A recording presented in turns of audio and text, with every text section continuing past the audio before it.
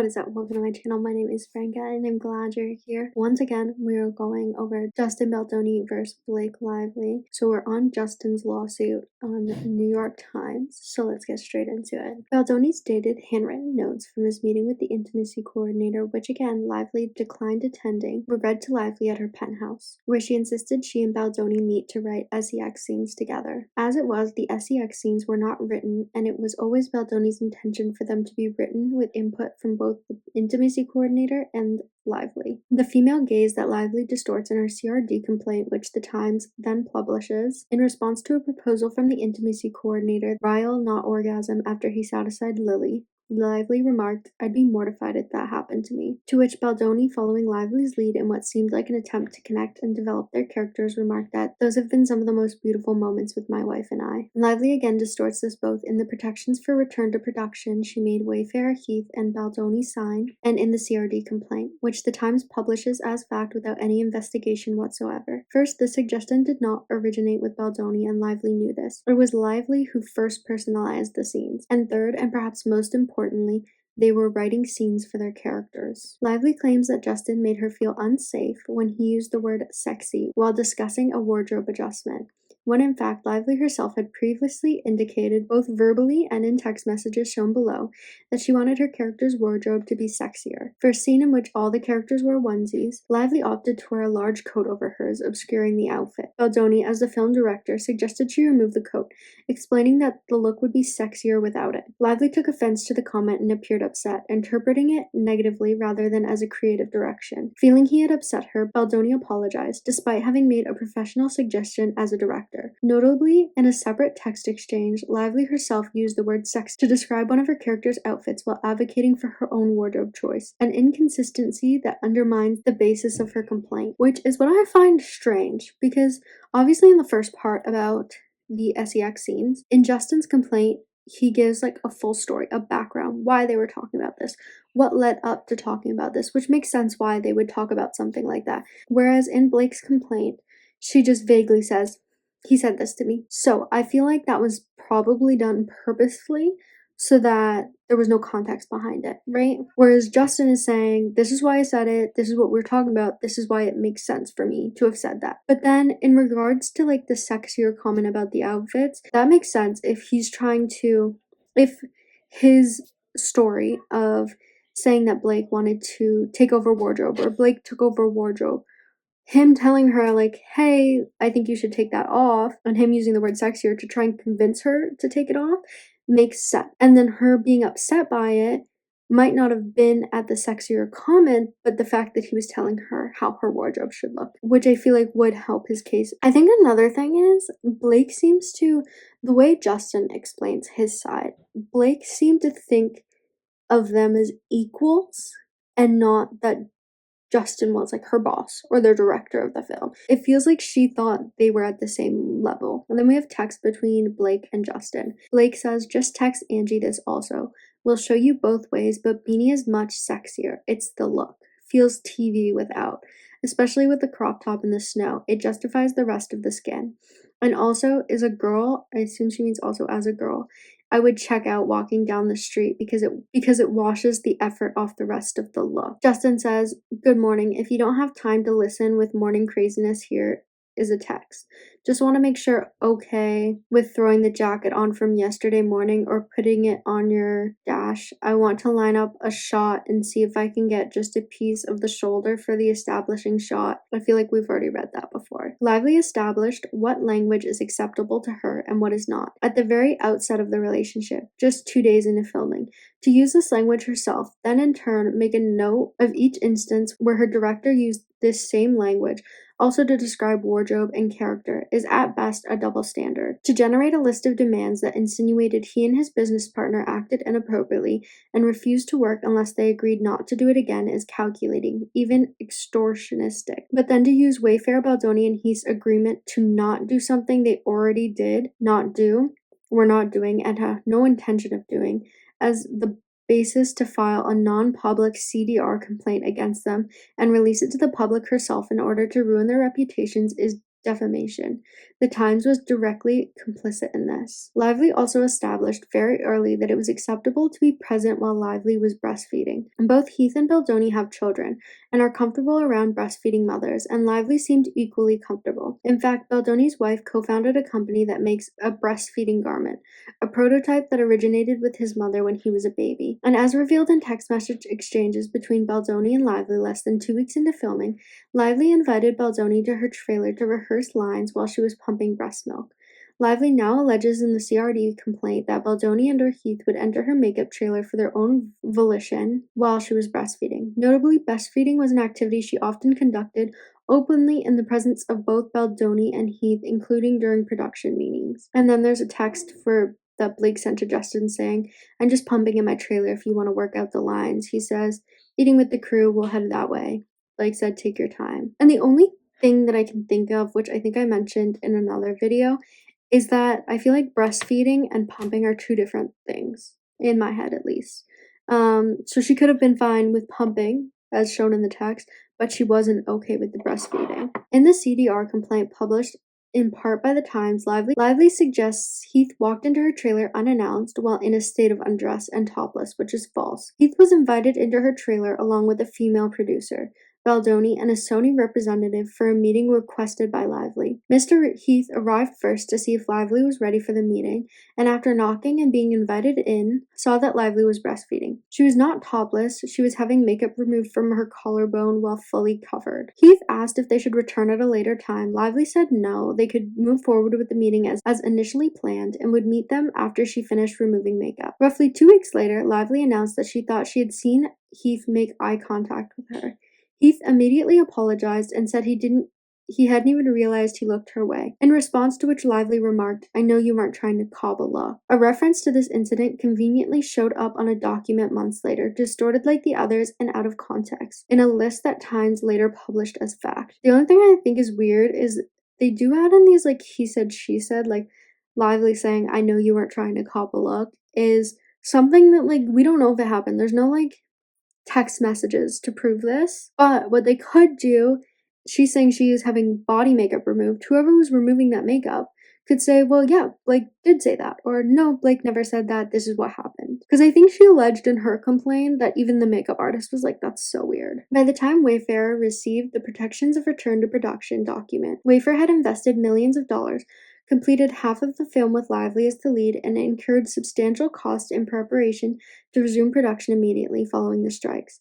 However, instead of returning to work as anticipated, they received Lively's list of demands, and in the spirit of ensuring Lively felt comfortable on set, Wayfarer promptly agreed to her terms, despite disagreeing with the insinuations underlying them. Neither Wayfarer, Heath, nor Baldoni had engaged in any of the behavior alluded in the return to production document, nor did they plan to. They thought that was the end of it, and they were ready to move ahead and make a great film. It was agreed that filming would resume on January 5th, 2024. On the evening of January 4th, 2024, Baldoni, Heath, and producers Todd Black and Alex Sachs, a representative of Sony, and the film's first AD were invited to Lively and Reynolds' penthouse in New York City.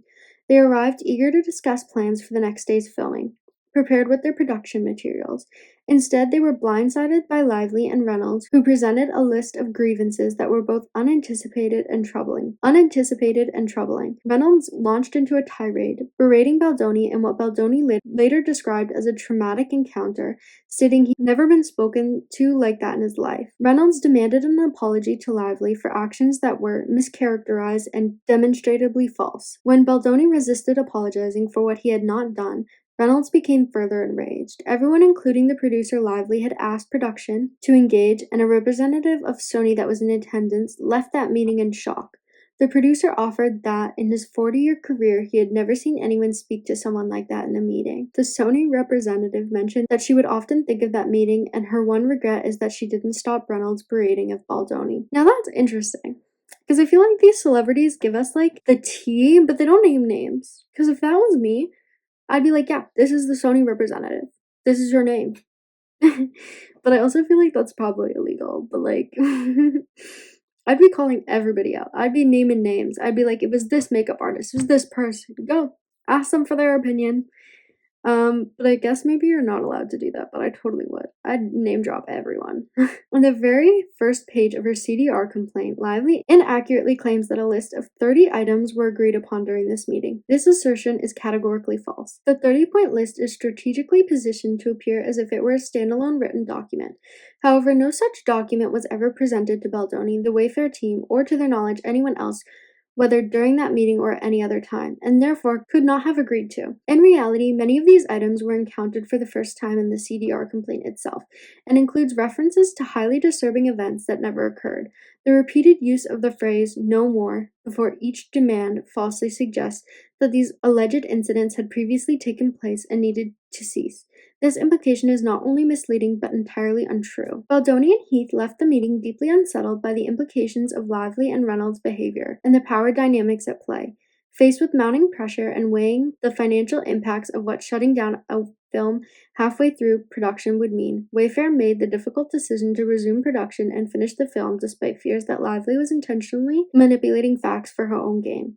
The stakes were extraordinarily high, had invested substantial resources, hundreds of cast and crew members had endured months without work due to strikes, and nearly 5 years of development had gone into bringing this film to life. Filming resumed without further grievances or references to prior disputes from Lively, and a fact that Lively concedes in her CDR complaint. And then they have the part where she was like, and the film had been a resounding success and nothing happened after that. However, the lasting effects of Lively's allegations left Baldoni uneasy. He and Wayfair continued to make considerable concessions throughout the project, all in the interest of successfully delivering an outstanding film. The Directors Guild of America mandates a 10-week protected period during which the director of a feature film is entitled to privately edit the film and assemble their director's cut. This period is considered sacred, providing the director with uninterrupted time to creatively shape the final product, an opportunity to experiment, take risks, and refine until the film fully reflects their artistic vision. For Baldoni, this period represents the pinnacle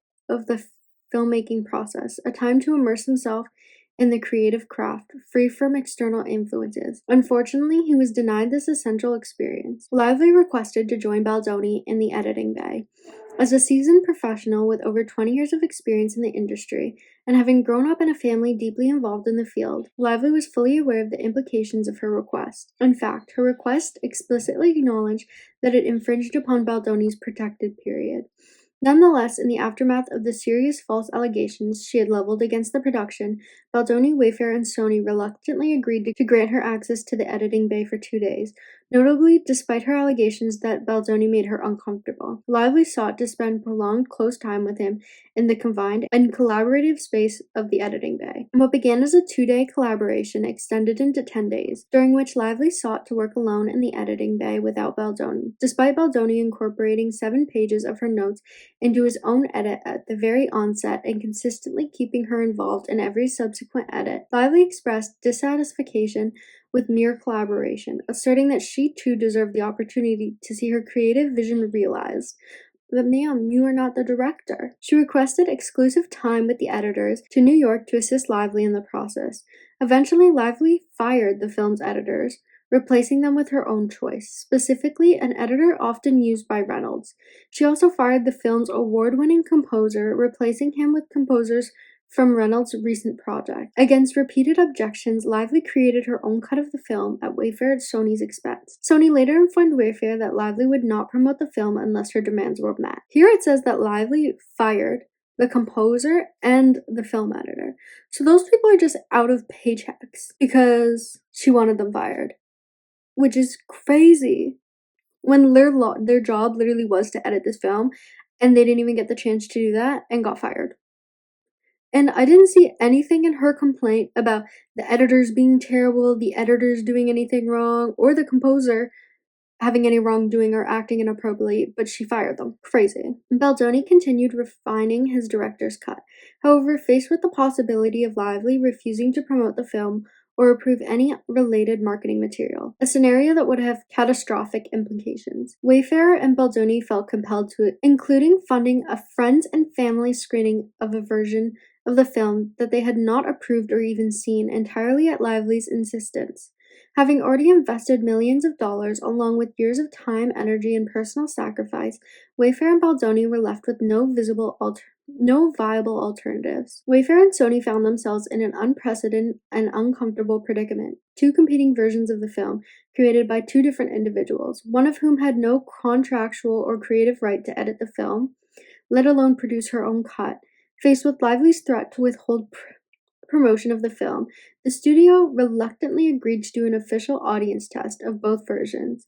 Lively's cut and Baldoni's director's cut, once again at Wayfair and Sony's expense. This decision was made with the understanding that Lively had agreed with Sony that if Baldoni's director cut tested higher, she would drop the matter and fully cooperate, and Baldoni could proceed finishing the film without Lively's editorial interferences. Unsurprisingly, despite Baldoni's cut scoring significantly higher with audiences and the film's target demographic, Lively didn't follow her promise. She insisted her cut be the version released to the public, even going so far as to claim that the author of the book would also refuse to promote the film if Lively's version was not chosen. Under immense pressure, Sony and Wayfair once again conceded. Under the continued threat that in spite of her contractual obligation, Lively would not promote the film or approve marketing materials, Wayfair agreed, at Sony's behest, whatever, to give Lively a producer credit, but her commands did not stop there. Lively later sought the coveted PGA mark on her producer credit, a certified designation licensed by the Producers Guild of America to identify producers who have performed the majority of the producing functions on a motion picture. Neither Baldoni nor Wayfair felt Lively fulfilled the requisite criteria to earn this mark. Lively demanded that Baldoni, Heath, and the other producers and department heads send letters to the PGA in support of her certification for the PGA mark. Despite unanimous recognition of the absurdity and the unsettling nature of what appeared to be an attempt at coercion, Sony and other parties immediately acquiesced and submitted letters of support. However, because Lively did not perform the duties of a producer and therefore, in the professional opinion of the studios, did not qualify for the PGA mark, a distinction highly valued and taken seriously within the industry, Wayfair and Baldoni refused to misrepresent her contributions to the film. Despite having conceded on nearly every other demand to this point, they believed it was unjust and unethical to falsely represent to the PGA that she had fulfilled the requisite producing responsibilities. Lively in turn instructed Sony to tell Wayfair and Baldoni that any good will left between us is done. Eventually, in the face of persistent threats levied against Wayfair and Baldoni, they were left with little choice but to draft and sign a letter on Lively's behalf. Upon doing so, Heath provided a copy of the letter to Wayfair's lawyers, accompanied by a statement indicating that they signed the letter under duress. Oh my god, this is so tiny. It says, Hi everyone, I'm just writing to you all regarding a letter that I wrote on behalf of Justin and myself addressed to the Producers Guild. As you know, we received a request to write a recommendation on behalf of Blake for her to receive a PGA mark. This was a request that we feel was unreasonable and cold-hearted. Essentially, the movie It Ends With Us has been taken unjustly from Justin as a director and essentially from Wayfair's control due to the extortion of Blake. Without going into all the details of the events that have transpired over the months, Justin and I ended up agreeing to write the letter due to feeling trapped. She continues to hold a threat over our heads, and every time we try and hold a line, she uses that threat either directly or indirectly to get us to fold. Make no mistake, I'm not suggesting that we were literally forced to something. But given the high profile of the movie, the partnership with Sony, the amount of money invested, and the need to complete the movie, we have written the letter on her behalf, omitting the truth of how and why she was able to contribute in the ways we listed. There's nothing to do with this letter now. It only serves as a way to memorialize why the letter was sent in the first place, should we ever need to explain it. Thank you. So I wonder when that was sent. I need a timestamp. Lively proceeded to make good on her threat. I think we're going to end it there. With that said, thank you guys so much for watching. I hope you guys enjoyed this video. If you did, feel free to leave a like and comment down below. If you didn't, feel free to leave a hate comment. I'd love to hear your opinion, and I'll see you guys tomorrow.